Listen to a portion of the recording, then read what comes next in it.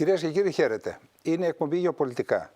Μία σύνοψη, μία περιληπτική παρουσίαση των κυριωτέρων γεωπολιτικών εξελίξεων στην ευρύτερη περιοχή και σε όλο τον κόσμο, αλλά και στην γειτονιά μας και στην Ελλάδα.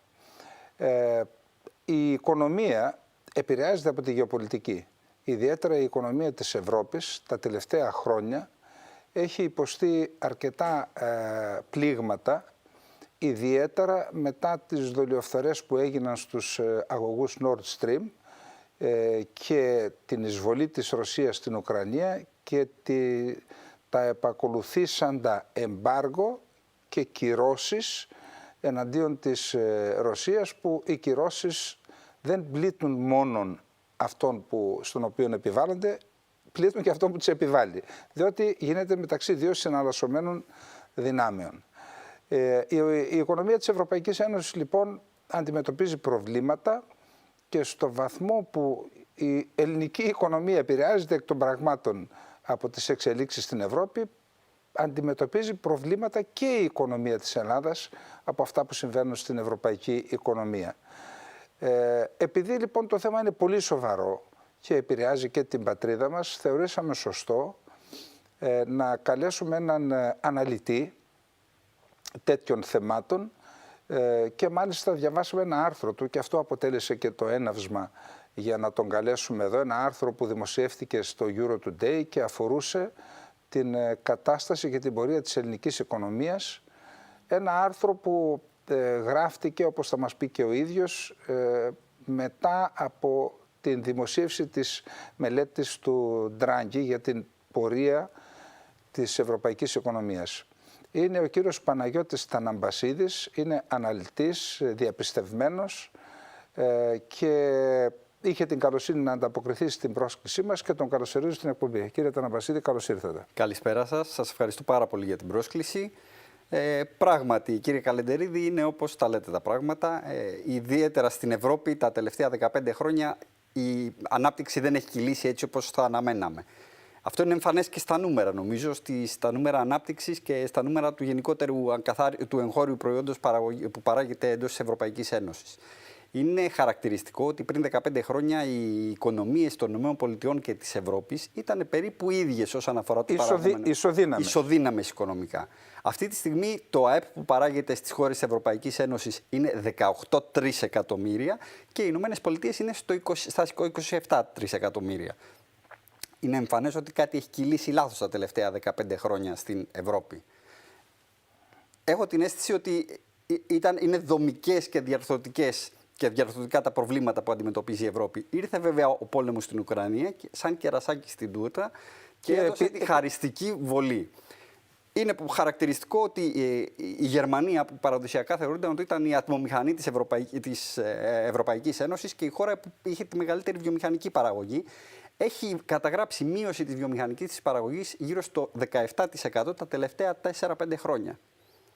Και η Ιωνή δεν είναι καλή. Και η Ιωνή δεν είναι καθόλου καλή. Το λέει άλλωστε και η έκθεση Ντράγκη, που ήρθε ακριβώς να κρούσει τον κόδωνα του κινδύνου για αυτό ακριβώς το πράγμα. Ότι η οικονομία της Ευρωπαϊκής Ένωσης έχει σοβαρές διαρθρωτικά προβλήματα και η γεωπολιτική βεβαίως την επηρεάζει ακόμα περισσότερο προς το χειρότερο. Κύριε Ταναμπασίδη, επειδή τα θέματα της οικονομίας εννοώ εξειδικευμένες έννοιες, αλλά γενικώς και τα θέματα της οικονομίας σε επίπεδο Ευρωπαϊκής Ένωσης, αλλά και τα διαρθρωτικά προβλήματα της ελληνικής οικονομίας, κατά την άποψή μου δεν παρουσιάζονται με τρόπο εκλαϊκευμένο για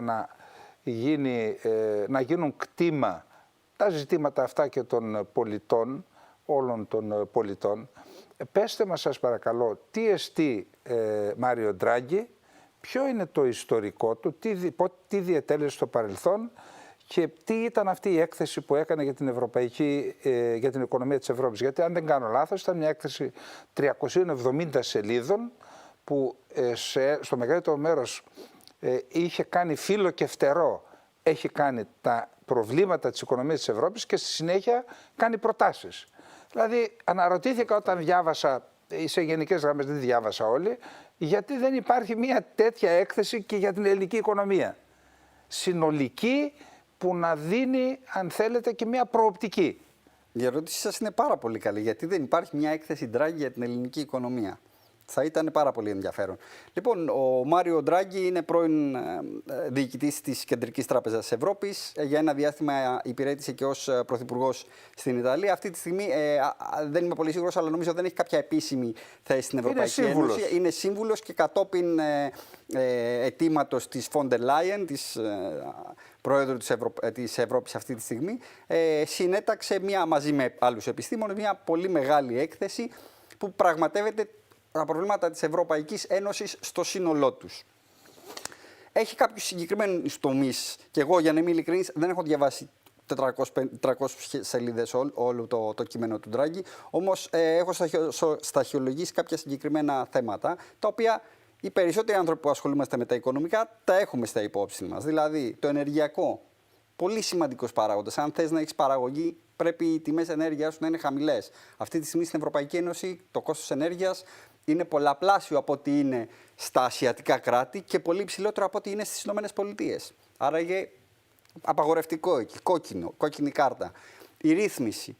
Η Ευρωπαϊκή Ένωση, καλώς ή κακώς, είναι πρωταθλήτρια στην παραγωγή ρυθμιστικών διατάξεων. Προσπαθούμε να ρυθμίσει όλες τις αγορές. Και όταν λέμε να ρυθμίσει, προσπαθεί να παρέμβει στις αγορές. Δεν αφήνει τους συμβαλόμενους στην αγορά, τους αγοραστές, τους πολιτές, τους κατασκευαστές, να ρυθμίσουν οι ίδιοι τις σχέσεις τους. Έρχεται το Ευρωπαϊκό Κοινοβούλιο, κατόπιν πάντα υποδείξεων και κείμενων που παράγει η Ευρωπαϊκή Επιτροπή, και στα πλαίσια του να προστατέψει τον καταναλωτή, να προστατέψει το περιβάλλον, οτιδήποτε, φτιάχνει ρυθμιστικούς κανόνες οι οποίοι είναι αποπνικτικοί για τη βιομηχανία, για την παραγωγή, είναι αποπνικτικοί. Υπάρχει ένα συγκεκριμένο, να σας θέσω ένα συγκεκριμένο πλαίσιο. Θα έχετε ακούσει για τα sustainability και τα ESG, τα environment and social και governance factors, οι οποίοι πρέπει οι επιχειρήσεις να πληρούν. Έχει φτιάξει η Ευρωπαϊκή Ένωση ένα ρυθμιστικό πλαίσιο για τα ESG, το οποίο είναι τεράστιο. Είναι κάτι όμως το οποίο δεν βοηθάει με κάποιο τρόπο την ανάπτυξη. Μόνο έρχεται ως βαρύδι στην ανάπτυξη. Αντιθέτως, στην Αμερική, που έχουν και εκεί κάποιους κανόνες ESG, είναι πολύ πιο ελαφρύ το πλαίσιο και είναι σε εθελοντική βάση.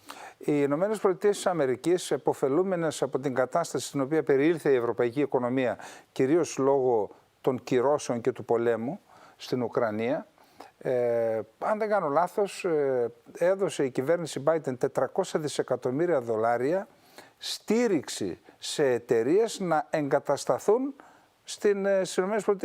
Και έχουμε φυγεί σε ένα ήδη κλίμα οικονομικό που υπάρχει επιδείνωση.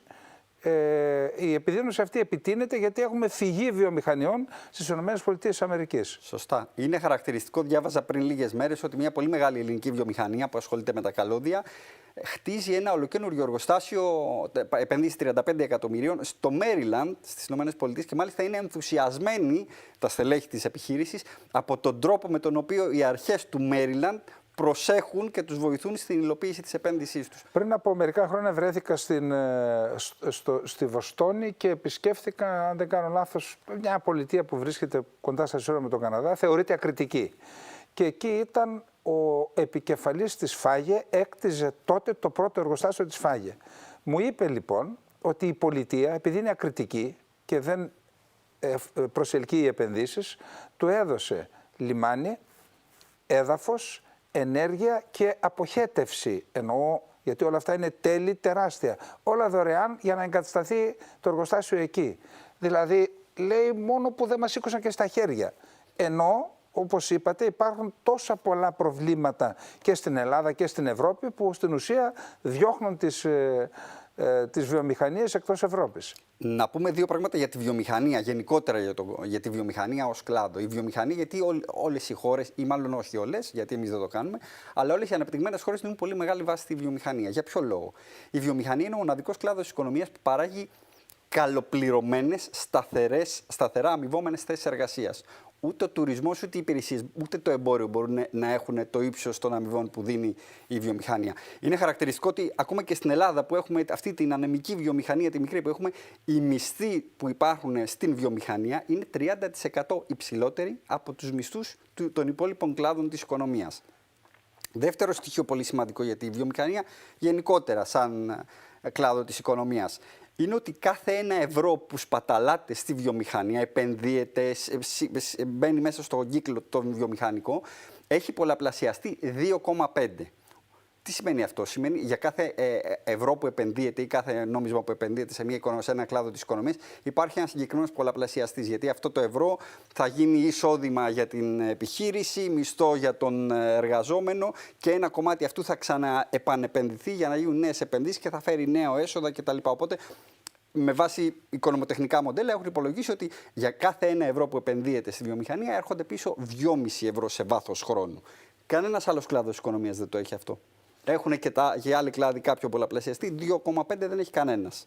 Ναι, γιατί λοιπόν η Ελλάδα δεν έχει αποκτήσει βιομηχανία? Νομίζω ότι υπήρχε ένα βιβλίο του Μπάση, νομίζω, και αυτός τη δεκαετία του 40, εν μέσω εμφυλίου γράφτηκε και αυτός ο άνθρωπος εκτελέστηκε.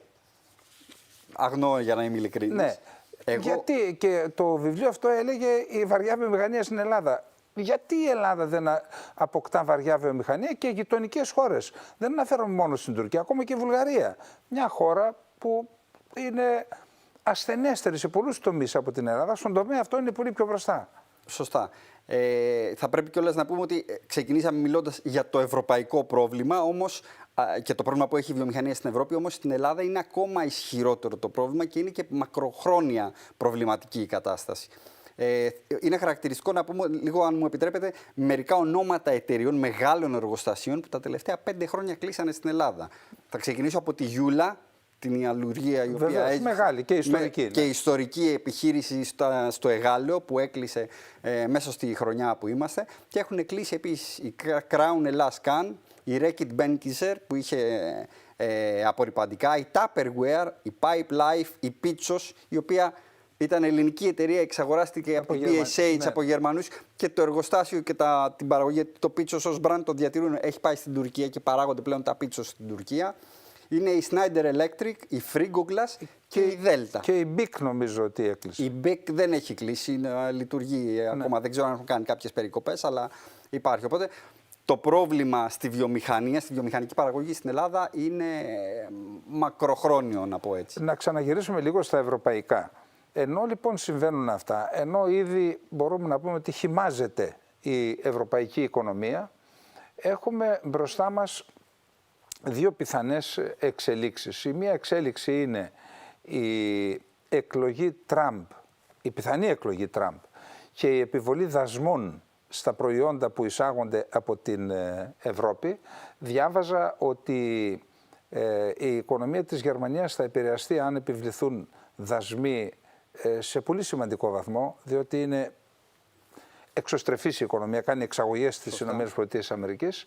Αυτό λοιπόν είναι το ένα που αναμένεται να επηρεάσει αρνητικά την οικονομία της Ευρωπαϊκής Ένωσης, και το δεύτερο είναι ότι ο εμπορικός πόλεμος που φέρεται αποφασισμένος να ανοίξει ο Τραμπ με την Κίνα θα έχει δευτερογενείς συνέπειες και στην Ευρώπη. Η Ευρώπη είναι υποχρεωμένη να ακολουθήσει τα βήματα της Γερμανίας και θα έχουμε ένα δεύτερο πλήγμα και από εκεί.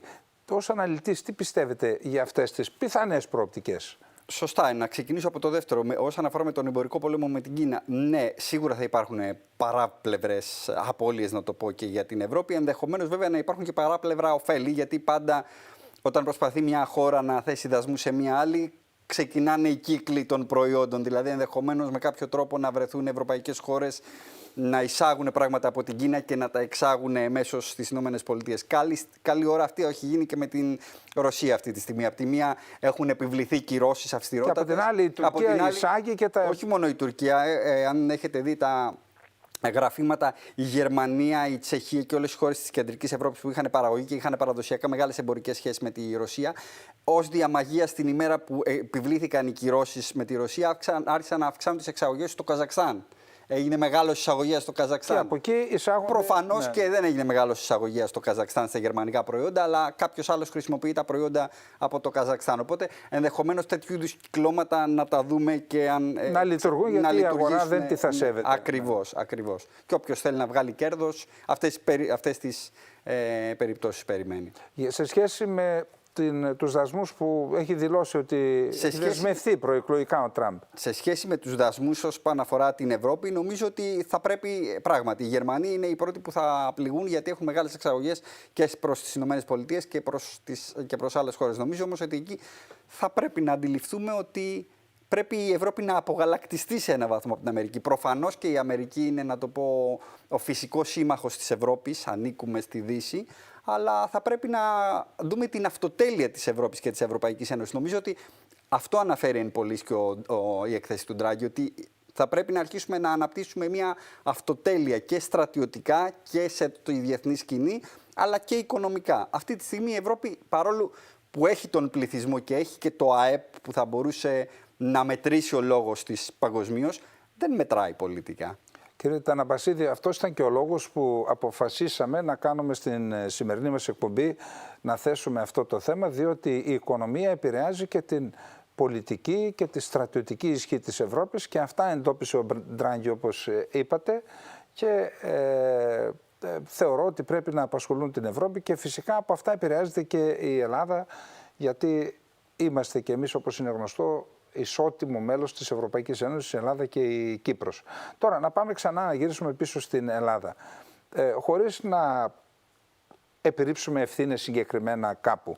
Τι συμβαίνει, γιατί η Ελλάδα δεν έχει βαριά βιομηχανία, ενώ ξεκίνησε, κάποτε είχαμε δύο εμβληματικές προσωπικότητες, φυσιογνωμίες που έκαναν βαριά βιομηχανία. Ο ένας από αυτούς είναι και από την πατρίδα σας, από την Ήγδη της Καπαδοκίας, από όπου κατάγεστε, και αναφέρομαι στον Αθανασιάδη, πρόδρομο Αθανασιάδη, επωνομαζόμενο Μποδοσάκη. Ναι, ο οποίος ανέπτυξε βαριά βιομηχανία και ήταν μάλιστα αξιοζήλευτη ακόμα και για την Ευρώπη, σε όλους τους τομείς. Λιπάσματα, γυαλιά, στρατιωτικό υλικό, πυρομαχικά. Γιατί η Ελλάδα έμεινε πίσω, τι πιστεύετε ότι φταίει? Κοιτάξτε, για να είμαι ειλικρινής, αυτό θα πρέπει να ερευνηθεί από έναν οικονομολόγο ιστορικό. Η αλήθεια όμως είναι ότι έμεινε πίσω η Ελλάδα. Μετά από τη δεκαετία του 70 και μετά έμεινε πίσω. Ως έναν παραλληλισμό, έτσι, αν μπορούμε να κάνουμε στο μυαλό μας, όπως παρακολουθώ εγώ τα στοιχεία, όπως έχω δει τα στοιχεία τέλος πάντων που είναι δημοσιευμένα από την Τράπεζα της Ελλάδος, για ένα περίεργο λόγο ξεκινάμε από τη δεκαετία του 80, όταν αρχίσουμε να παίρνουμε λεφτά από την Ευρωπαϊκή Ένωση, αντί να στείνουμε καλύτερα την οικονομία μας, να την αποσυντονίζουμε. Ναι, η Ελλάδα πόσα λεφτά, δεν θέλω να μου πείτε ακριβή αριθμό, αλλά πόσα λεφτά πιστεύετε, θεωρείτε ότι έχει πάρει από τα πακέτα Ντελόρ μέχρι σήμερα από την Ευρωπαϊκή Ένωση? Είναι πολύ μεγάλος αριθμός. Δεν ξέρω, για να είμαι ειλικρινής. Δηλαδή μπορεί να αγγίζει και το 1 τρισεκατομμύριο ευρώ. Πολύ πιθανό, αν όχι 3 δις, σίγουρα δεκάδες δισεκατομμύρια.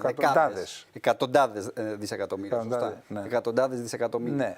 Και το ερώτημα λοιπόν είναι, πήραμε τόσα χρήματα, προφανώς τα πήραμε για να αναδιαρθρώσουμε την οικονομία μας. Τι να αναδιαρθρώσαμε? Είδατε εσείς κάποια μεγάλη επιχείρηση να έχει ξεπηδήξει από επενδύσεις που γίνανε από ΕΣΠΑ ή από πακέτα Ντελόρ? Τώρα, επειδή εντάξει, καλό είναι να κάνουμε κριτική και στα καθή μας, αλλά η Ευρώπη που έδινε τα λεφτά δεν όφιλε να ζητήσει από την Ελλάδα ένα πρόγραμμα πού και πώς θα τα διαθέσει, να υπάρχει και ένας έλεγχος για να δώσουν το 30% αφού δουν ότι πήγαν σωστά να δώσουν.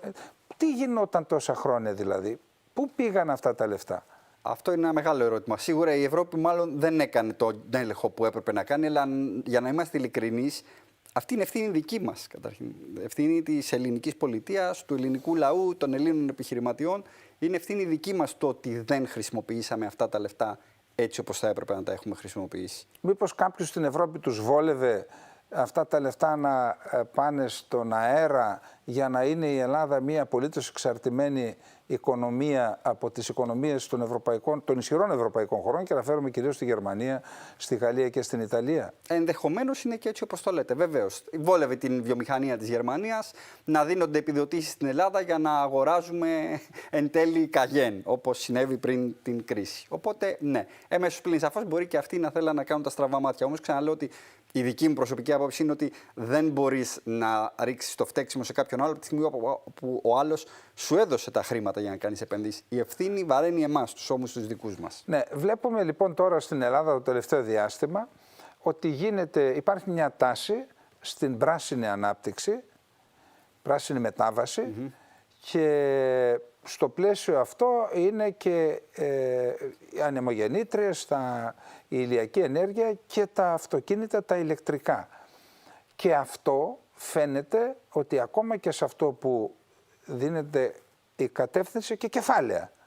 Και εδώ η εγχώρια παραγωγή είναι από ελάχιστη έως μηδενική. Δηλαδή είδαμε ότι στην Τουρκία, και ειλικρινά λυπάμαι τώρα που αναφέρομαι στην γειτονική χώρα, με πρωτοβουλία της κυβέρνησης της τουρκικής έρχονται δύο γίγαντες παραγωγής ηλεκτρικών αυτοκινήτων. Ο ένας είναι η BYD στη Μάνισσα, στη Μαγνησία του Σιπίλου, στο όρο Σίπιλος υπάρχει μια Μαγνησία. Η δεύτερη υπάρχει στο Μέανδρο, η Μαγνησία του Μεάνδρου, με έναν καταπληκτικό ναό της Αρτέμιδος της Λευκοφρίνιδος. Στη Μαγνησία του Σιπίλου λοιπόν έρχεται η BYD, μια επένδυση αν δεν κάνω 2,5 δισεκατομμυρίων. Γιατί η Ελλάδα δεν μπορεί να διαπραγματευτεί? Φοβόμαστε μήπως μας μαλώσουν σε εισαγωγικά οι αυτοκινητοβιομηχανίες της Ευρώπης? Για ποιο λόγο? Έχω την αίσθηση ότι όχι. Δεν φοβάται κάποιος μη τον μαλώσει η αυτοκινητοβιομηχανία της Ευρώπης ή κάποιος άλλος στην Ευρώπη. Είναι δύο νομίζω οι λόγοι. Ο ένας λόγος έχει να κάνει με τις διαρθρωτικές αδυναμίες που έχει η οικονομία μας και γι' αυτό αποτρέπει την βιομηχανική παραγωγή. Στο άρθρο στο οποίο αναφέρεστε, στο οποίο είχα γράψει προ λίγο ημερών και δημοσιεύτηκε στο Στη συνέχεια θα το αναλύσουμε. Ναι. Είχα αναφέρει συγκεκριμένα στοιχεία. Η βιομηχανία προκειμένου να μπορέσει να λειτουργήσει και να εγκατασταθεί θέλει συγκεκριμένα πράγματα. Την επηρεάζουν συγκεκριμένοι παράγοντες. Σε αυτούς τους παράγοντες φαίνεται ότι εμείς έχουμε δώσει μια τεράστια αδιαφορία, θα έλεγα, ως ελληνικό κράτος. Οπότε το ένα κομμάτι είναι αυτό. Δεν κάνουμε αυτά που χρειάζεται μια βιομηχανία, οπότε οι βιομηχανίες δεν μας έχουν στο ραντάρ τους για να δούνε πού θα πάω να εγκατασταθώ. Το δεύτερο έχει να κάνει ότι η Τουρκία, όπως λέτε, αλλά και άλλες χώρες, μην πηγαίνουμε μόνο στην Τουρκία, κάνουν ενεργητική αναζήτηση επενδυτών. Δηλαδή υπάρχουν οι γραμματείες των επενδύσεων, οι οποίοι είναι σε συνεχή επικοινωνία με όλους τους βιομηχανικούς γίγαντες παγκοσμίως και προσπαθούν να τους δελεάσουν για να τους φέρουν στη χώρα. Δίνοντάς τους καλή ώρα αυτό που μου είπατε και πριν για το Maryland, ότι τους δίνουν γη τσάμπα, κάποια ενέργεια, αν όχι τσάμπα, σε χαμηλότερη φορολογική ατέλεια για όλα μια αυτά. πενταετία. Οπότε, να οι δύο παράγοντες. Ένα, όλα τα κομμάτια τα οποία επηρεάζουν τη βιομηχανική παραγωγή έχουμε αδιαφορήσει πλήρως για να τα βελτιώσουμε. Δεύτερον, δεν υπάρχει κάποιος άνθρωπος να βγει έξω στην αγορά, μέσα σε εισαγωγικά, και να διεκδικήσει ένα μερίδιο από τις επενδύσεις που κάνουν οι μεγάλοι βιομηχανικοί κολοσσοί παγκοσμίως. Η Ελλάδα είχε μια βιομηχανία κατασκευής αυτοκινήτων, μια αυτοκινητοβιομηχανία στο Βόλο και κατασκεύαζε τα Nissan. Ετοιμάστε την απάντησή σας μετά από ολιγόλεπτο διάλειμμα να μας πείτε αν γνωρίζετε για ποιο λόγο, ενώ παρήγαγε αυτοκίνητα άριστης ποιότητας, ορισμένα υπάρχουν ακόμα και σήμερα μετά από 40 χρόνια, και για ποιο λόγο κλείσαμε. Εμείς οι ίδιοι λέγεται ότι υπήρχε παρέμβαση του γερμανικού παράγοντα. Γιατί? Αν είχε μείνει η Nissan στην Ελλάδα, η Ελλάδα θα ήταν σήμερα, ας πω μια ξενική λέξη, στο κλαμπ των χωρών που παράγουν αυτοκίνητα. Και σήμερα δεν ξέρω αν παράγουν ποδήλατα. Σωστά. Θα μπορούσαμε να είμαστε μια χώρα η οποία θα έχει παραγωγή αυτοκινήτων, που είναι μια πολύ σοβαρή βιομηχανία, και όσες χώρες στην Ευρώπη έχουν παραγωγή αυτοκινήτων είναι πάρα πολύ ωφελημένες σε πολλά επίπεδα. Τώρα, για την Nissan συγκεκριμένα στο Βόλο, προφανώς υπήρχαν, όταν κλείνει ένα εργοστάσιο, προφανώς υπάρχουν πάρα πολλοί παράγοντες.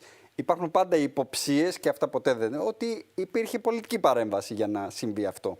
Διεθνής πολιτική παρέμβαση. Οπότε μπορεί και ο καθένας να βγάλει και τα συμπεράσματά του σε συνέχεια με τις προηγούμενες συζητήσεις που είχαμε κάνει για το ποιοι είναι οι ανταγωνιστές βιομηχανοί που θα είχαν όφελος από αυτό. Υπήρχε και μία, εκτός από τα πόνι, υπήρχε και μία πολύ μεγάλη βιομηχανία που παραγωγής κατασκευής λεωφορείων. Ήταν εδώ στην Αθήνα, του Φωστηρόπουλου, έκανε τα Mercedes, εκπληκτικά και λεωφορεία και αυτή έκλεισε. Νομίζω και ο Σαρακάκης για ένα διάστημα έκανε. Και ο Σαρακάκης, βεβαίως, ναι. Και τώρα δυστυχώς ελληνικοί δήμοι της Ελλάδας πιθανόν βρίσκουν τρόπο οι τουρκικές εταιρείες και αγοράζουν λεωφορεία από την Τουρκία. να ενισχύσουμε την τουρκική οικονομία για να είναι επιθετικότερη εναντίον της Ελλάδας. Λοιπόν, αυτά, και να πάμε τώρα στο άρθρο σας. Για εξηγήστε μας λίγο τα περί ισοζυγίου με απλά λόγια για να καταλάβει και ο κόσμος τι σημαίνει ισοζύγιο της κυβέρνησης και τι σημαίνει ισοζύγιο τρεχουσών συναλλαγών και τι σημαίνουν αυτά τα δύο για την κατάσταση της οικονομίας της χώρας μας. Δεν μπορεί, κύριε Ταναμπασίδη, κάποιος φταίει για να συσσωρευτεί αυτό το χρέος των 300 δισεκατομμύριων. Δεν συσσωρεύτηκε μόνο του και δεν είναι ευθύνη μιας κυβέρνησης. Εδώ σημαίνει ότι υπάρχουν διαρθρωτικά προβλήματα στην οικονομία για να φτάσουμε εδώ. Τι συμβαίνει, και μετά θα περάσουμε και στις προτάσεις σας. Ωραία. Τα λέτε πολύ σωστά. Νομίζω ότι σε συνέχεια της συζήτησης που κάναμε πριν για το έλλειμμα παραγωγής και τις διαρθρωτικές αδυναμίες, υπάρχουν πλέον στα χέρια των οικονομολόγων πάρα πολλοί διαφορετικοί δείκτες που μπορείς να το διαβάσεις αυτό. Και ίσως αυτό είναι και κακό, γιατί πολλές φορές ο κόσμος μπλέκεται με πάρα πολλούς αριθμούς και διαφορετικούς δείκτες με διαφορετικά ποσοστά. Υπάρχουν όμως δύο μεγέθη, τα οποία νομίζω ότι είναι ουσιαστικά και δείχνουν όταν αυτά δεν είναι καλά, σημαίνει ότι σίγουρα η οικονομία δεν είναι σε ισορροπία.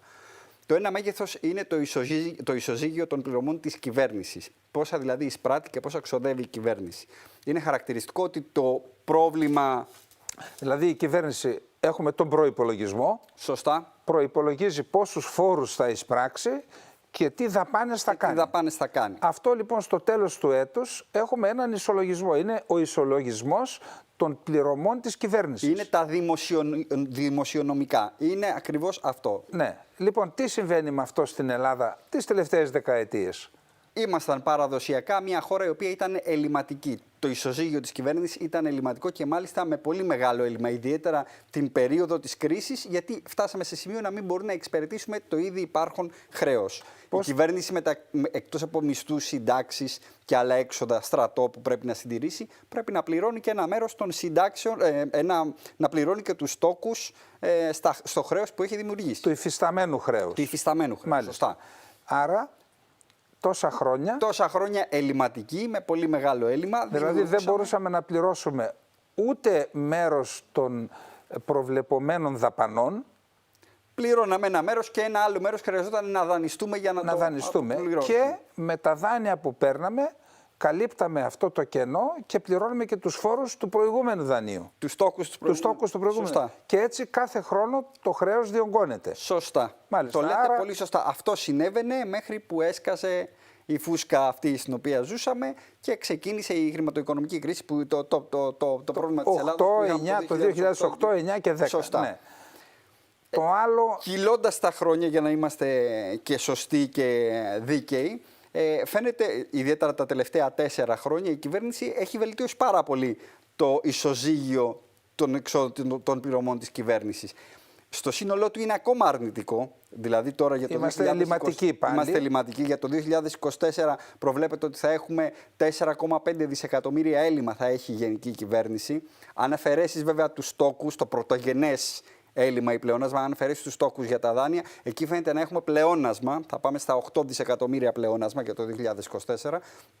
Οπότε στον ένα δείκτη που αφορά τα έξοδα και έσοδα της κυβέρνησης. Δεν τον μηδενίσαμε, αλλά τον βελτιώσαμε. Μπράβο. Δεν το κάναμε όπως θα έπρεπε, αλλά δείχνουμε να έχουμε μια καλή τάση να βελτιωνόμαστε χρόνο με το χρόνο και γι' αυτό άλλωστε και οι οίκοι αξιολόγησης μας αξιολογούν καλύτερα και καλύτερα. Ναι.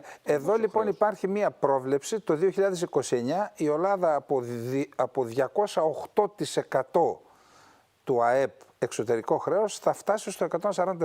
Τώρα είμαστε στο 169 νομίζω κάπου εκεί. Το 2029 αν έχουμε 2,5% πλεόνασμα, το 2029 θα φτάσουμε στο 140%.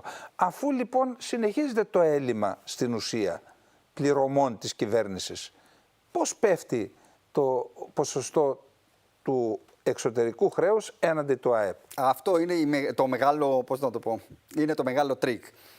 Γιατί το απόλυτο ποσό του χρέους δεν πέφτει. Παραμένει το ίδιο, ίσως και αυξάνεται με πολύ μικρούς ρυθμούς. Αυτό που αλλάζει είναι η οικονομία. Μεγαλώνει το ΑΕΠ. Ναι. Άραγε αλλάζει ο παρονομαστής. Μάλιστα. Και γι' αυτό το λόγο πέφτει το ΑΕΠ. Όταν λέμε ότι την τελευταία πενταετία έχει μειωθεί το ΑΕΠ κατά 30 ή 40 μονάδες του ΑΕΠ, δεν είναι επειδή μειώθηκε το χρέος. Είναι επειδή αυξήθηκε το ΑΕΠ. Μάλιστα. Ωραία. Πάμε λοιπόν τώρα στον άλλο δείκτη, το ισοζύγιο τρεχουσών συναλλαγών. Τι εστί ισοζύγιο τρεχουσών συναλλαγών για τους τηλεθεατές? Είναι ένα ισοζύγιο που δείχνει το χρέος ή το πλεόνασμα που έχουμε ως χώρα γενικότερα στις συναλλαγές μας με τον υπόλοιπο κόσμο. Αυτός είναι ένας δείκτης που συμπεριλαμβάνει και την παραγωγή αγαθών, την παραγωγή και εισαγωγή αγαθών, αλλά και την παραγωγή και εισαγωγή ή εξαγωγή μέσα σε εισαγωγικά υπηρεσιών. Στο συγκεκριμένο φαίνεται ότι είμαστε ελληματικοί συστηματικότατα. Δηλαδή, μπορεί στο ισοζύγιο της γενικής κυβέρνησης κάποια στιγμή να τα βελτιώσαμε και λίγο τα πράγματα και τώρα να φαίνονται να βελτιώνονται ακόμα καλύτερα, να πάνε ακόμα καλύτερα. Όμως, στο ισοζύγιο τρεχουσών συναλλαγών είμαστε προβληματικοί εδώ και δεκαετίες, ίσως από τη δεκαετία του 70 και μετά. Κάθε χρόνο δεν υπάρχει ούτε μία χρονιά στην οποία να έχουμε πλεόνασμα. Κύριε Ταναμπασίδη, πριν από αρκετά χρόνια, ο Γιάννης ο Ματζουράνης με κάλεσε στη γιορτή του. Είμαστε φίλοι από τότε που επέστρεψε από την υπόθεση του Άναμου, συμπαραστάθηκε και αυτή η φιλία συνεχίζεται. Με κάλεσε στη γιορτή του και στη γιορτή του ήταν προσκεκλημένος ο αείμνηστος Γεράσιμος Αρσένης και η κυρία Κατσέλη, η σύζυγός του. Ήταν λίγο πριν να αναλάβει υπουργός Οικονομικών. Ήρθε η κυρία Κατσέλη και μου είπε τι κάνετε, πώς τα βλέπετε τα πράγματα. Της είπα λοιπόν, εντάξει, σας είπα, κάναμε οικονομία στη Σχολή Ευελπίδων 2-3 εξάμηνα, αλλά οι γνώσεις είναι πενιχρές. Πήγα λοιπόν, με ρώτησε πώς τα βλέπει τα πράγματα, της είπα, νομίζω ότι θα αναλάβετε υπουργός Οικονομίας. Ναι, λέει. Λέω, ακούστε, έχουμε έναν κουβά ο οποίος έχει τρύπες. Τρύπιος κουβάς. Όσο νερό και να ρίξετε, όσα σφόρους και να βάλετε, ό,τι και να... Αν δεν κλείσετε τις τρύπες, αυτός ο κουβάς θα είναι πάντα άδειος. Και ρωτώ, αυτή την απλοϊκή σκέψη, την απολύτως εκλαϊκευμένη, δεν την έχουν τόσα χρόνια αυτοί που μας κυβερνούν, να βρουν ποιες είναι οι τρύπες και ένας, μια κυβέρνηση να κλείσει τη μία τρύπα, η άλλη να κλείσει την άλλη, η άλλη, ούτως ώστε η Ελλάδα πλέον να σταματήσει να παράγει αυτά τα ελλείμματα τα οποία, ξέρετε, έχουν επιπτώσεις και στην εξωτερική πολιτική της χώρας και στην εθνική άμυνα της χώρας, χωρίς ισχυρή οικονομία, που αυτό αντικατοπτρίζεται και στην ίδια την κοινωνία. Πώς να ζητήσεις τους πολίτες οι οποίοι δεν μπορούν να τα βγάλουν πέρα, να τους μιλήσεις για την υποχρέωση να υπερασπιστούν την πατρίδα? Εδώ λοιπόν είναι ένα τεράστιο ζήτημα αυτό. Τι πιστεύετε ότι πρέπει να γίνει, γιατί στο άρθρο σας γράφετε και κάποιες προτάσεις? Το τι πιστεύω ότι πρέπει να γίνει μπορούμε να το συζητήσουμε. Τώρα το τι έφταξε τόσα χρόνια και γιατί διαχρονικά οι κυβερνήσεις δεν δώσανε καμία σημασία στο να βελτιωθεί αυτό, πραγματικά είναι απορίας άξιο και εμένα μου κάνει μεγάλη εντύπωση. Και μου κάνει μεγάλη εντύπωση γιατί καταλαβαίνω ότι το να βελτιώσεις τα δημοσιοοικονομικά θα έχει και ένα πολιτικό κόστος. Θα χρειαστεί να κάνεις περιορισμούς στις δαπάνες του κράτους κτλ. Το κομμάτι αυτό δεν έχει κάποιο πολιτικό κόστος. Όποιος βρεθεί να ασχοληθεί με το έλλειμμα ανταγωνιστικότητας της ελληνικής οικονομίας και να κάτσει να δουλέψει σε όλους τους παράγοντες από τους οποίους επηρεάζεται, μόνο θετικό έχει. Δεν νομίζω ότι θα βρεθεί κάποιος να τον μεμφθεί. Ναι, τώρα να σας ρωτήσω κάτι. Επειδή είπαμε πριν από λίγο ότι ήρθε περίπου 1-3 εκατομμύρια, εγώ το είπα, ευρωπαϊκές νομισματικές μονάδες μέχρι το ευρώ και συνολικά όμως μπορεί να αγγίζει και το τρισεκατομμύριο. Μήπως αυτά τα λεφτά οι εκάστοτε κυβερνήσεις τα έδιναν σε ημετέρους, να πω και μια έκφραση, αεριζίδες, και γι' αυτό δεν βελτιώθηκαν αυτοί οι τομείς, οι παραγωγικοί τομείς, είτε ο πρωτογενής είτε ο δευτερογενής τομέας της ελληνικής οικονομίας? Αυτό σίγουρα συμβαίνει, όχι μόνο στην Ελλάδα και σε όλες τις χώρες οι οποίες έχουν πάρει επιδοτήσεις. Ενδεχομένως στην Ελλάδα ακόμα περισσότερο. Να διανεμήθηκαν σε φύλλα προσκύμενους τα χρήματα. Όμως οι παράγοντες οι οποίοι επηρεάζουν. Αυτό έγινε και με το σχέδιο Marshall. Δηλαδή υπάρχει και μια έκθεση ενός Αμερικανού που ήρθε και επιθεώρησε. Και ο άνθρωπος έφρυξε. Είναι σίγουρο ότι πολύ μεγάλες επιχειρηματικές οικογένειες επωφελήθηκαν από το σχέδιο Marshall δυσανάλογα σε σχέση με τους υπόλοιπους. Το θέμα όμως είναι ότι εγώ δεν μιλάω για τα χρήματα που ήρθαν ενδεχομένως από τα πακέτα Ντελόρο, από τα ΕΣΠΑ και από όλες τις επιδοτήσεις ευρωπαϊκές. Οι παράγοντες στους οποίους οι παράγοντες από τους οποίους επηρεάζεται η βιομηχανική παραγωγή και η βιομηχανία είναι παράγοντες οι οποίοι έχουν να κάνουν, δεν χρειάζονται για να τους αναδιαρθρώσεις και να κάνεις διαφορετικά πράγματα, δεν χρειάζεται χρήμα. Περισσότερο πολιτική βούληση και δουλειά. Να αναλάβει κάποιος ένα συγκεκριμένο υπουργείο, ένα συγκεκριμένο πόστο και να πει τα επόμενα 3-4 χρόνια εγώ θα αφιερωθώ σε αυτό και δεν θα αφιερωθώ βεβαίως στο να πηγαίνω στην εκλογική μου περιφέρεια να μαζέψω ψήφους. Ναι, δηλαδή αν στην εκλογική περιφέρεια χτιστεί ένα εργοστάσιο, αυτό δεν σημαίνει ότι αντικατοπτρίζεται και μεταφράζεται και σε ψήφους. Δεν σημαίνει αυτό? Ενδεχομένως ναι. Ναι. Δεν ξέρω. Γι' αυτό λέω ότι δεν είμαι ο κατάλληλος για να σας πω για ποιο λόγο το πολιτικό προσωπικό της χώρας διαχρονικά δεν έδωσε βάση σε αυτό. Εντάξει, δεν θέλω τώρα να σας κάνω παρατήρηση, αλλά είστε οικονομολόγος, είστε αναλυτής. Θα μπορούσατε να πείτε τι μπορεί να γίνει, τι πρέπει να γίνει. Δηλαδή, για παράδειγμα, όπως έκανε ο Ντράγκη την έκθεση, γιατί δεν παίρνει 10 κορυφαίους και ξένους ακόμα? Το είχε κάνει ο Βαρουφάκης που μας έφερε έναν Κορεάτη τότε, που δεν ξέρουμε γιατί τον έφερε. Αλλά φέρουν και να κάνουν φύλλο και φτερό την ελληνική οικονομία, αξονική τομογραφία, μαγνητική, ό,τι θέλετε, και να παραδώσουν ένα Ευαγγέλιο, σε εισαγωγικά φυσικά, της ελληνικής οικονομίας. Εννοώ της σωτηρίας της ελληνικής οικονομίας μέσα από μια ενδελεχή ανάλυση και μελέτη. Γιατί δεν γίνεται αυτό? Μελέτες έχουν γίνει κατά καιρούς, δεν ξέρω κατά πόσο είναι εμπεριστατωμένες και τα συμπεριλαμβάνουν όλα. Τι μας είπε χθες ο πρόεδρος του Συνδέσμου Ελλήνων Βιομηχάνων? Εκεί θέλω να πω, το ΙΟΒΕ και ο ΣΕΒ έχουν κάνει κατά καιρούς αρκετές μελέτες και έχουν πει αρκετά πράγματα. Εχθές, μιας και συζητάμε για την ανάπτυξη, υπήρχε μια εκδήλωση του ΣΕΒ στην οποία υπόθηκαν αρκετά πράγματα από πλευράς του νέου Προέδρου του κ. Θεοδωρόπουλου. Ήταν και ο Πρωθυπουργός, είπε διάφορα πράγματα για το πώς στοχεύει να προχωρήσει η ανάπτυξη και για νέα εργαλεία που θα βοηθήσουν τις επιχειρήσεις. Εγώ έχω στασιολογήσει 3 πράγματα από την ομιλία του Προέδρου του ΣΕΒ, του κ. Θεοδωρόπουλου, που νομίζω ότι είναι και στο ίδιο μήκος κύματος με το άρθρο που είχα γράψει. Θα μου επιτρέψετε να σας τα πω γιατί είναι πολύ σημαντικά. Ναι. Λέει λοιπόν για την ελληνική οικονομία. Πρέπει ως χώρα να παράξουμε περισσότερα διεθνώς ανταγωνιστικά προϊόντα προκειμένου να αυξήσουμε τις εξαγωγές και να υποκαταστήσουμε τις εισαγωγές. Πραγματικά, πόσο πιο απλά διατυπωμένο είναι αυτό και μόνο αυτό. Δεν χρειάζεται κάτι περαιτέρω να αναλύσουμε στην πρότασή του. Δεύτερο σημείο. Χρειάζεται αλματώδης και άμεση αύξηση των παραγωγικών επενδύσεων στη βιομηχανία. Η Ελλάδα υστερεί όχι μόνο στις επενδύσεις γενικότερα, ως ποσοστό του ΕΠ σε σχέση με όλες τις ευρωπαϊκές χώρες, αλλά και συγκεκριμένα στο κομμάτι της βιομηχανίας, ενώ στην υπόλοιπη Ευρώπη γύρω στο 30% με 35% των επενδύσεων που γίνονται κάθε χρόνο κατευθύνονται στη βιομηχανία, το ποσοστό αυτό στην Ελλάδα είναι 13%. Δηλαδή και υστερούμε στο γενικότερο ποσοστό των επενδύσεων και ειδικότερα στις επενδύσεις στη βιομηχανία είμαστε οι τελευταίοι των τελευταίων. Το είπε ξεκάθαρα επίσης. Δεύτερο που είπαμε, που μπαίνει και το γεωπολιτικό και μπαίνει και η πράσινη ανάπτυξη και όλα αυτά.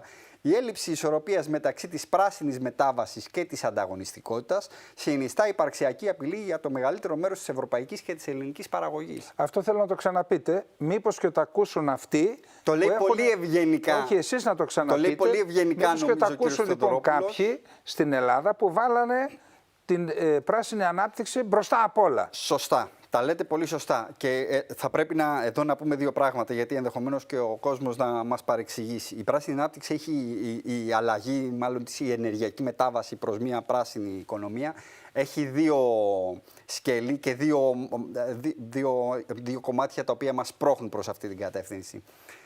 Το ένα έχει να κάνει με τους ρήπους και την παραγωγή ρήπων. Το άλλο έχει να κάνει με την απεξάρτηση της Ευρώπης και της Αμερικής, κυρίως όμως της Ευρώπης, για την Ευρώπη εμείς μιλάμε, από το πετρέλαιο που αγοράζουμε από τις χώρες του κόλπου και ενδεχομένως μέσω κάποιων και από το Ιράν και από τη Ρωσία.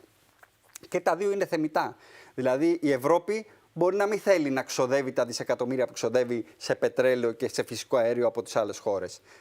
Αλλά αυτό θα πρέπει να γίνει με μια σταδιακή κατάσταση. Δεν γίνεται ότι κόβω τώρα τους αγωγούς, σταματάω το πετρέλαιο και ξεκινάω Ο Τραμπ είπε μόλις χθες στις ΗΠΑ ότι η οικονομία της Γερμανίας ανατινάχτηκε από την λανθασμένη αυτή συνταγή που έδωσαν προτεραιότητα στην πράσινη μετάβαση. Ναι. Την ίδια ακριβώς πρόταση, λίγο διαφορετικά διατυπωμένη, έχει και ο Ντράγκη στην έκθεσή του, ότι θα πρέπει να υπάρξει ισορροπία μεταξύ της πράσινης μετάβασης και της ανταγωνιστικότητας. Ναι. Ένα δεύτερο σκέλος, και είναι σημαντικό και αυτό να το πούμε για να μην μας παρεξηγήσουν, που έχει να κάνει με την πράσινη μετάβαση, είναι η ρήπη. Γενικά υπάρχει αυτή η αλλαγή που φαίνεται τέλος πάντων στο περιβάλλον, που ένα μεγάλο μέρος των επιστημόνων τείνει να πιστέψει ότι είναι ανθρωπογενής. Θα πρέπει όμως, και με βάση αυτό έχει αποφασίσει η Ευρωπαϊκή Επιτροπή, ότι πρέπει να σταματήσουμε να παράγουμε ρήπους. Είναι ένας μικρομεγαλισμός της Ευρωπαϊκής Επιτροπής και της Ευρώπης γενικότερα. Στην Ευρώπη αυτή τη στιγμή οφείλονται το 8% των παγκόσμιων ρήπων. Ενώ στην Κίνα... Το υπόλοιπο, σκεφτείτε ότι Ρωσία, Ινδία, Κίνα είναι 40% και αν βάλουμε και τις Ηνωμένες Πολιτείες άλλο 15% είναι 55%. Άρα έστω και αν μηδενίσει η Ευρώπη... Εμείς και να μηδενίσουμε, το λέτε πολύ σωστά, πάλι, η Κίνα εντωμεταξύ πάλι συνεχίζει... η κατάσταση του πλανήτη θα είναι τραγική. Σωστά. Η Κίνα συνεχίζει και χτίζει ακάθεκτη εργοστάσια λιγνίτη. Και μάλιστα gigafactories. Και νομίζουμε εμείς με το 8% των ρήπων που παράγουμε και η Ελλάδα που είναι το 0,01% των ρήπων, ότι θα σώσουμε τον πλανήτη. Αυτά είναι ιδεολειπτικές πολιτικές. Δεν βοηθάνε. Δεν είναι ούτε οικολογικές. Είναι ούτε μόνο βοηθάνε. ιδεολειπτικές. Μήπως κάποιοι στην Ελλάδα κερδίζουν, και δεν αναφέρω μόνο σε επιχειρηματίες, από αυτήν την πράσινη μετάβαση. Μήπως δηλαδή υπάρχει συναλλακτική διαδικασία για να μας οδηγήσουν εκεί και κάποιοι να κονομάνε και να καταστρέφεται η οικονομία. Κοιτάξτε, μπορεί και να υπάρχει αυτό. Εγώ δεν είμαι ο κατάλληλος να το πω. Σε κάθε περίπτωση, εγώ είμαι υπέρ της ενεργειακής μετάβασης. Πρέπει να γίνει ενεργειακή μετάβαση με μέτρο. Με το μέτρο που θα ωφελήσει την οικονομία. Να απεξαρτηθούμε από τις ενεργειακές πηγές των άλλων, να χτίσουμε τις δικές μας, αλλά χωρίς να καταστρέψουμε ενδιάμεσα τη βιομηχανία μας στην Ευρώπη και την ίδια ανύπαρκτη στην Ελλάδα. Μάλιστα. Κύριε Ταναμπασίδη, ποιες είναι λοιπόν οι προτάσεις σας εκλαϊκευμένα για να μπορέσουμε ο πρωτογενής και ο δευτερογενής τομέας στην Ελλάδα να αναπτυχθεί, να μειώσουμε τις εισαγωγές και αν θέλετε, γιατί όχι, να αυξήσουμε και τις εξαγωγές, ούτως ώστε να έχουμε μια ισορροπία τουλάχιστον. Θα ξεκινήσω, δεν μπορούμε, αυτή είναι η συζήτηση, κύριε Καλεντερίδη, που δεν θα μπορούσε να πάει σε πολύ μεγάλο βάθος στα πλαίσια μιας εκπομπής, γιατί πραγματικά για τον κάθε ένα από τους παράγοντες αυτούς τους οποίους θέλω να σας αναφέρω, θα μπορούσε να γραφτεί ένα βιβλίο. Να Οπότε, το γράψετε, θα σας το εκδώσουμε εμείς. Επιγραμματικά θα πάμε λίγο να δούμε αυτούς τους παράγοντες. Να δούμε λίγο ποιοι είναι οι παράγοντες που επηρεάζουν τη βιομηχανία. Καταρχήν να πούμε με πολύ απλά λόγια ότι μια βιομηχανία για να είναι ανταγωνιστική τι θέλει. Θέλει να έρθει σε ένα χώρο, σε μια χώρα, σε ένα κράτος, σε ένα νομό, να μπορέσει να εγκατασταθεί και να αδειοδοτηθεί σχετικά εύκολα και σύντομα, να βρει χρηματοδότηση, γιατί περισσότερες βιομηχανίες δεν είναι όλα ίδια κεφάλαια, είναι ένα μέρος ίδια κεφάλαια και τα άλλα είναι χρηματοδότηση, και να μπορεί ακολούθως να λειτουργήσει σε ένα ξεκάθαρο νομικό πλαίσιο, χωρίς προβλήματα και με όσο δυνατό λιγότερα κόστη λειτουργίας. Και ποια είναι αυτά τα κόστη μπορούμε να τα δούμε αναλυτικά. Οπότε με μία πρόταση αυτό θα μπορούσα να πω, ότι όποιος βελτιώσει αυτό, φτιάξαμε βιομηχανία.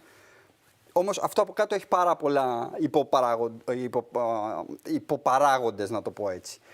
Ας ξεκινήσουμε πρώτα για της εγκατάστασης μιας βιομηχανίας. Χωροταξικό.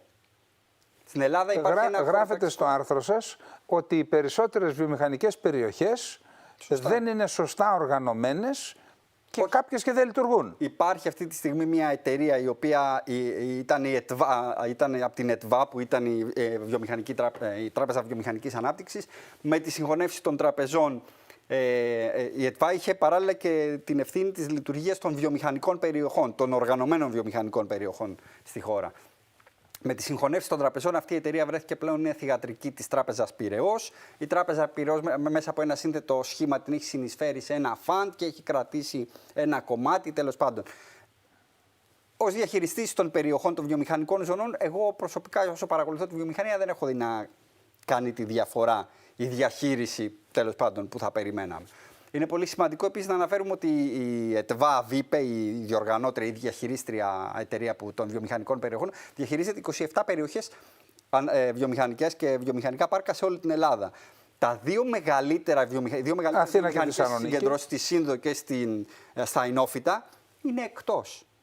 είναι σε μια άναρχη κατάσταση δόμησης που όποιος θέλει και μπορέσει με τους δικηγόρους του θα βγάλει άδεια για να χτίσει βιομηχανία. Ναι, να πάμε, επειδή τελειώνει ο χρόνος. Ναι, αυτό είναι το χωροταξικό κομμάτι. Ναι. Να προχωρήσουμε και στα άλλα. Πολυνομία. Αν θέλω να φτιάξω ένα χημικό εργοστάσιο, σε πόσους νόμους θα πρέπει πόσοι νόμοι επηρεάζουν την αδειοδότησή μου. Απίστευτο. Ναι. Απίστευτη γραφειοκρατία. Να φύγουμε, να πάμε στην αδειοδότηση. Στην αδειοδότηση είναι αλληλοεπικαλυπτόμενες αρμοδιότητες. Δήμοι, νορμαρχίες, Υπουργείο Εμπορίου, δεν υπάρχει Υπουργείο Ανάπτυξης. Από τον Άννα στον Καϊάφα, Σωστά. από πόρτα σε πόρτα. Αυτά για την αδειοδότηση. Τα λέμε όλα πολύ επιφανειακά και εν συντομία. Και επιγραμματικά. Επιγραμματικά, γιατί αυτό πραγματικά θέλει πάρα πολύ συζήτηση για να τα δούμε. Χρηματοδότηση. Τράπεζες. Ξέρετε, πολλές τράπεζες να χρηματοδοτούν Καμία μηχανίες. σχεδόν. Οι τράπεζες αγαπάνε μόνο τα ακίνητα. Αν έχει ο επιχειρηματίας προσωπικό ακίνητο, ναι. να έρθω να το φάμε. Χρησιμοποιείτε και έναν όρο. Ακινητοφαγικές. Ακινητοφαγικές, Ναι, αυτό μάλιστα. είναι. Είναι Ναι. ακινητοφαγικές.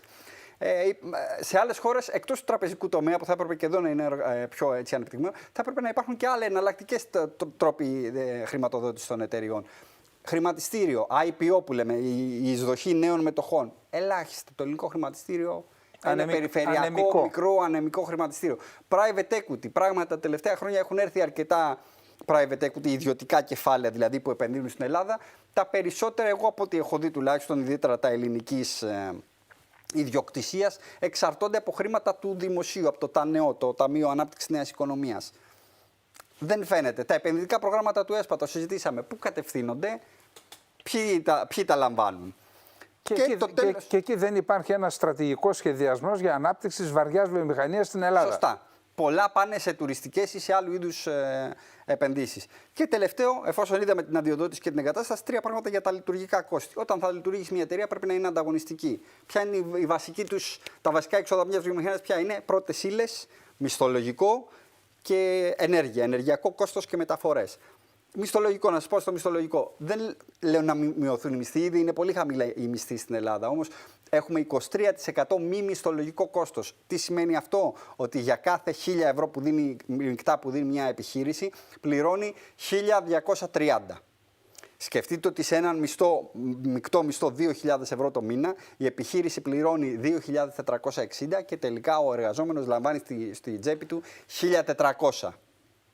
Ένα χιλιάρικο έχει εξανεμιστεί σε εισφορές, φόρους και τα λοιπά.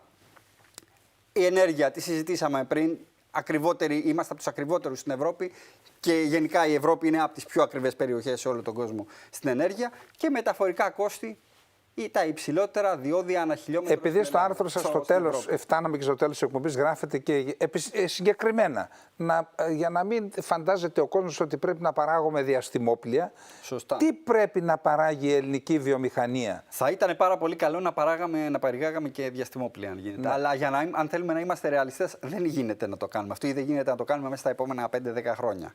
Ναι. Αυτό που γίνεται όμως να κάνουμε είναι να παράξουμε τα προϊόντα αυτά που μας λείπουν, αυτά που εισάγουμε, που είναι καθημερινά εργαλεία, μηχανήματα, παπούτσια, σαπούνια, απορρυπαντικά. Οδοντόκρεμες. Ναι. Τα απλά καταναλωτικά αγαθά τα οποία χρησιμοποιούμε. Σε αυτό τον συγκεκριμένο υποτομέα, γιατί λέγαμε πριν για το ισοζύγιο τρεχουσών συναλλαγών, σε αυτό το συγκεκριμένο υποτομέα, στα αγαθά δηλαδή, είμαστε ελληματικοί στα 25 δισεκατομμύρια.